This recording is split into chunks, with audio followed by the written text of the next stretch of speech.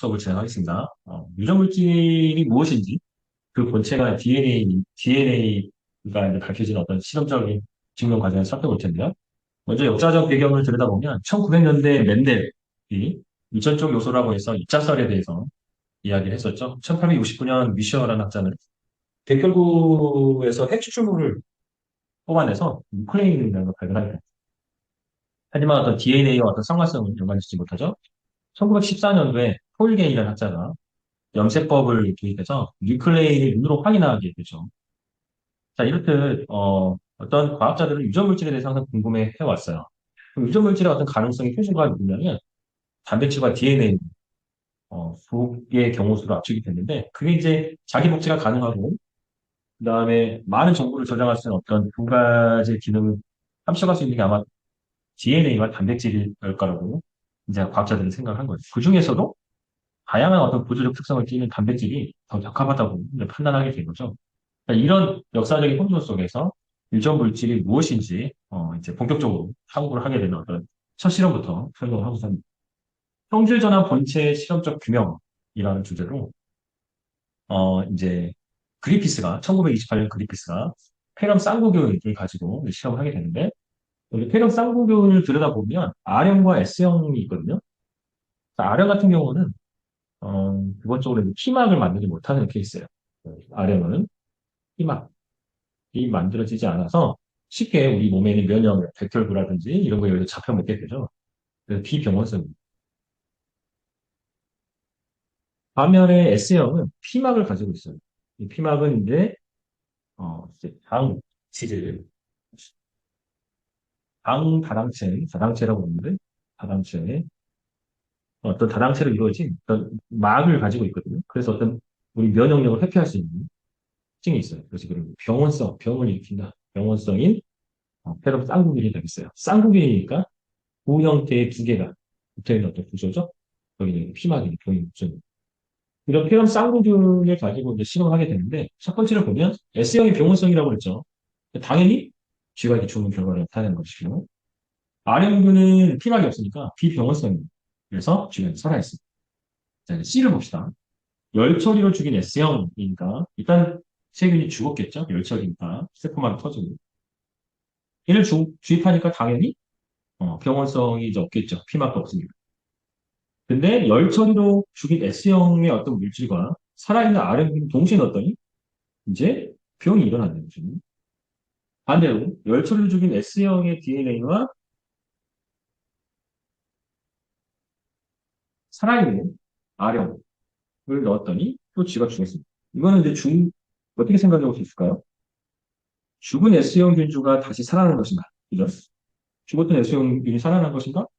아니면 R형 균주가 S형 균주로 이제 여기서 나온 용어가 있는데 형질 전환된 것인가? 트랜스포밍 크리스톨이라고 있네. 트랜스포밍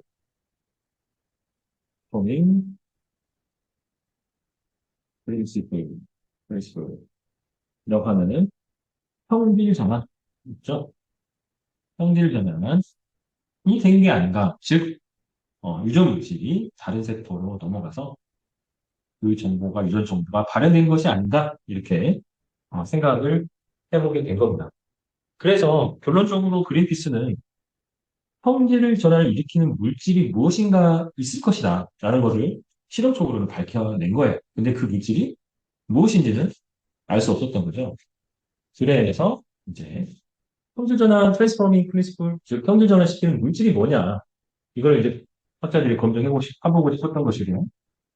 1943년에 에이버리가 1943년도에 에이버리라는 학자는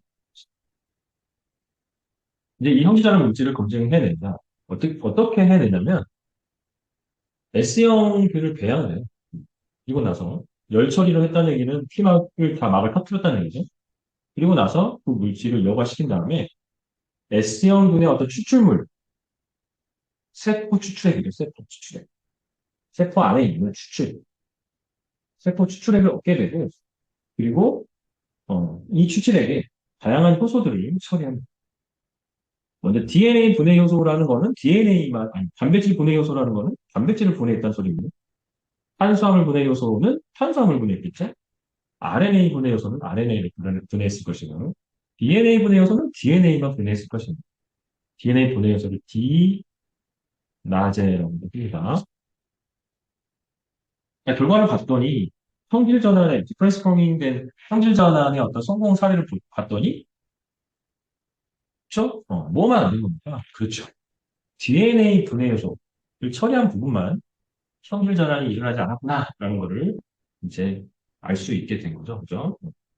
그래서 첫 번째 여기 보면 R형과 S형이 생존했다. 대적으로 이제 성질 전환 본체가 함유된 부분. 단백질은 성질 전환 본체가 아니죠. R형과 S. 탄수화물도 마찬가지고 RNA도 아니고 DNA가 성질 전환의 본체라는 것을 에이버리가 이제 밝혀낸 겁니다. 근데 에이버리는 결론적으로는 어떤 이런 DNA가 평질 전환을 일으킨 물질일 것이라는 어떤 가능성을 충분히 실험적으로 제시를 했지만 결정적인 실험 증거를 제시 못했고 학자들의 어떤 반발이 심했겠죠. 계속해서 이 시기에는 이종 물질이 단백질일 것이다, 단백질이다라고 이야기를 했기 때문에 조금 더 디테일한 실험과 정보가 필요했던 거예요. 그래서 이제 허쉬와 체이스가 또 추가적인 실험을 진행하게 됩니다. 허쉬와 체이스는 1952년, 1952년도에 실험을 진행하는데요. 자, 여기 나와 있는 게 박테리오파지. 박테리아가 세균이죠. 박테리오파지니까 세균을 숙주로 살아가는 바이러스, 세균성 바이러스를 이제 가지고 실험을 진행하게 돼요. 자, 박테리오파지의 특징은 외피는 단백질 껍데기로 이루어져 있고 내부의 유전 정보는 DNA로 되어 있거든요. 그래서 단백질의 주 성분이 CHOLS 이렇게 가능하죠. S에다가 방사성 동위원소, 즉 S35짜리 방사성 동위원소를 외피에다가 코딩을 하고 그다음에 P, 그렇죠? 헥산의 CHONP로 이루어진 헥산 중에 P, 32P 방사성 동위원소를 표시한 다음에 얘를 이제 숙주세포에게 감염을 시키는 거예요. 이 숙주세포는 대장균이 되겠죠? 대장균이 될 것이고요. 이 대장균은 방사성 동위원소가, 그렇죠? 방사성 동위원소가 없는 배지에서 키웠겠죠. 그렇죠? 없는 배지에서 이제 키운 이 대장균을 갖다가 이제 요 박테리오 파지에게, 방사성 동위원소로 코딩된 박테리오 파지에게 감염을 시키는 거였지. 감염시키고 있겠죠? 그죠? 그리고 나서 격렬하게 휘저어서 감염을 시켰습니다. 그리고 나서 봤더니 누구만 들어가는 거 보입니까? 그렇죠. 여기 보면 DNA만 주입이 되고 여기 단백질 껍데기는 분리되는 걸 볼 수가 있어요. 그리고 나서 이렇게 DNA들이 들어가서 새로운 바이러스를 조합해서 만들어내게 되고 이 새로운 자손의 입자들을 방출하게 되는데 이 입자들의 방출한 특징을 살펴봤더니 여기 DNA만 32P 동위원소로 코딩이 되어 있고 여기 있는 껍질은 방사성 동위원소가 포함되어 있지 않다는 거예요. 원래대로 치면은 S35로 표지가 되어 있어야 되는데 표지가 되어 있지 않다라는 거를 이제 밝혀내게 되죠. 그리고 나서 이제 또 육안으로 살펴보면 이거를 결과로 치면 무거운 대장균에 삽입된 이 박테리아 파지 DNA는 무거우니까 밑으로 가라앉아요. 그래서 이제 P32는 아래쪽에 포진되어 있고 이 상등액은 단백질 껍데기가 있겠죠. 그래서 S35짜리거든요. 노예 형태로 발견이 된 거죠.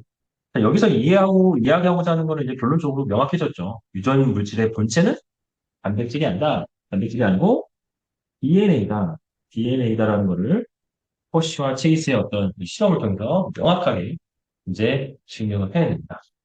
자, 이렇듯 역사적인 어떤 흐름 속에서 유전 물질이 DNA다라는 우리는 알게 됐죠? 관련된 문제 몇 개만 풀어보고 오늘 수업을 마무리하겠습니다. 자, 허쉬와 체이스가 수행한 실험이 나타나는 것이죠. P32, S31 동위원소죠. 자, 기억과 내용이 뭔지를 이제 짚어보라는 건데, 자, 기억은 여기 문제에서 A와 C는 상층 A고 B와 D는 친정물이다라고 했으니까, 그리고 B하고 C에서만 방사선이 검출되었다. B하고 C에서만 방사선이 검출되었다. 즉, 상층액이 있는 건 단백질 껍데기였죠. 그러니까 S35, 그쵸. 껍데기를 표시하는 하층이 무거운 DNA, 대장균에 감염된 DNA로 보면 되니까 B가 P의 32짜리 라는 거를 이제 알 수 있겠죠. 그러면 기억은 32의 P가 될 것이고, 리은은 35의 S가 될 것입니다. 따라서 기억은 32의 P이다. 맞죠? A와 C는 모두 단백질이 있다.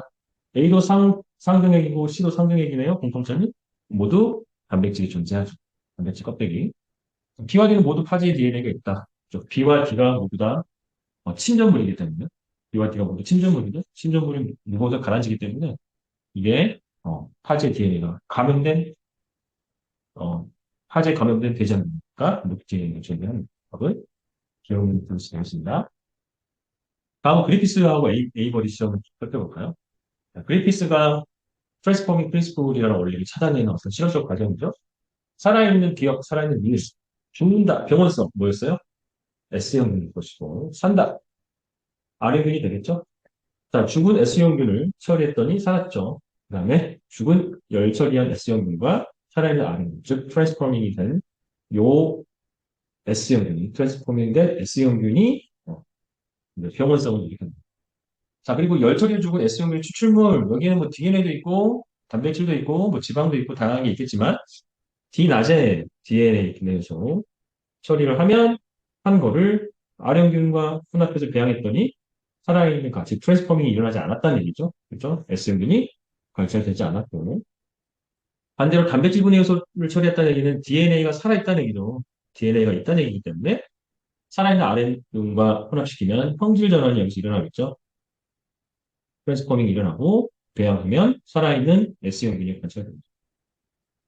자, 기억과 간들이 병원성을 갖는 색입니다. 기억이 S형균, 가도 S형균이니까 모두 P막을 가지고 있는